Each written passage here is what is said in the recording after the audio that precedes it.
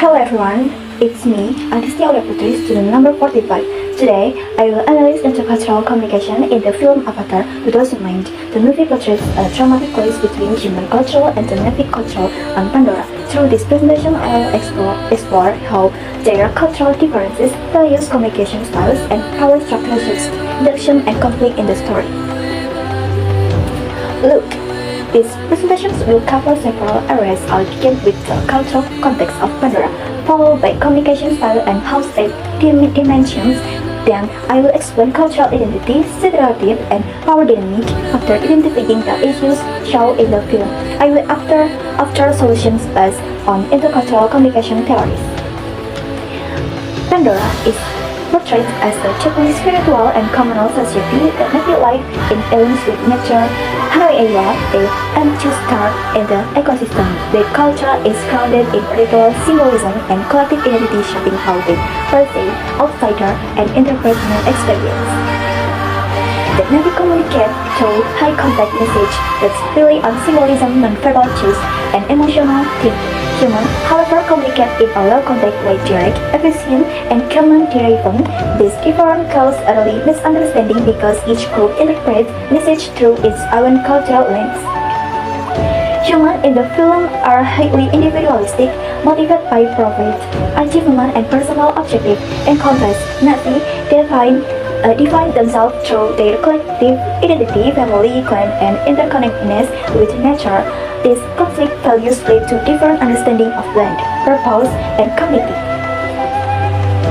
Human society in the film show high power distance with leaders like clarity making top-down decisions.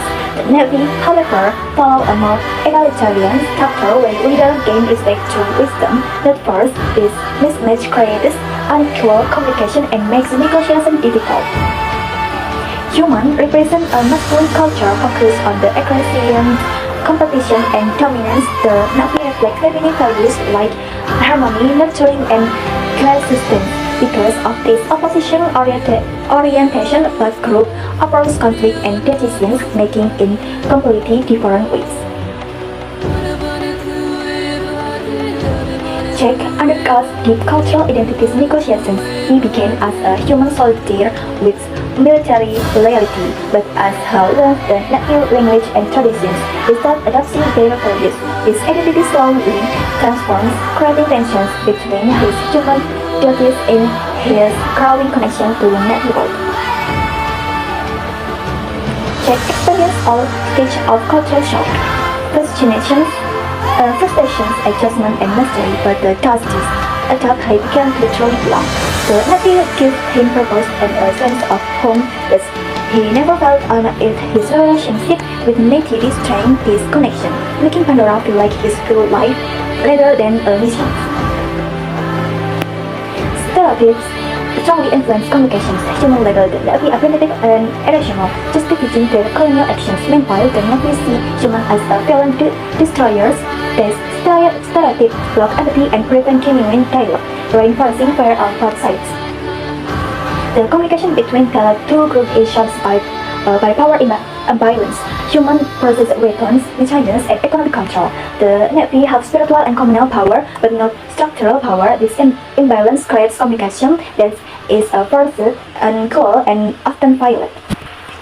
Humans view Pandora lens as a profitable research. For the Na'vi lens represent identity, ancestry, and spiritual existence. Because they assign completely different meaning to the same environment, negotiations become impossible. They are not communication about the same reality. Miscommunication happens because high contact Na'vi message appear vague to humans, while human directness feel disrespectful to the Na'vi. Without awareness of this style difference, both sides misinterpret intention, cause negotiations to collapse early. Jack is shifting identity makes both sides suspicious. Human fear he is become too Na'vi, while the Na'vi initially doubt his loyalty as an outsider. His identity conflict become a barrier, showing how unstable identity can complicate intercultural communication. Human leaders assume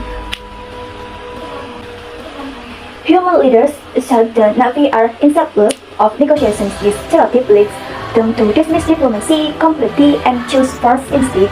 They place thinking intensities that conflict and eliminates and chance of peaceful resolutions.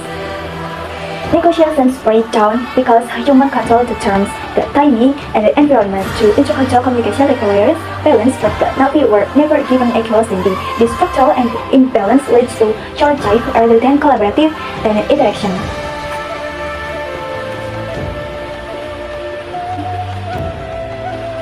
Human expects the Navi to use English or scientific vocabulary. This creates linguistic dominance, making human the default communication. As a result, many Navi cultural meaning cannot be fully expressed, reinforcing power inequality. A cultural mediator like Greece can connect both cultural mediators help interpret symbols, Navi message, and translate human greatness into culturally appropriate communication. This brings reduced miscommunication and builds trust between groups. Successful communication requires equality. Humans must shift from dominating communication to cooperative dialogue, allowing both sides to contribute. Equality is alike with power negotiation theory, which emphasizes balance and action for conflict resolution. Cultural intelligence training both help humans recognize Navi values, communication styles, and spiritual belief, improve cultural awareness, reduce stereotypes, build empathy, and promote respectful intercultural communication, making processful interaction possible. Thank you.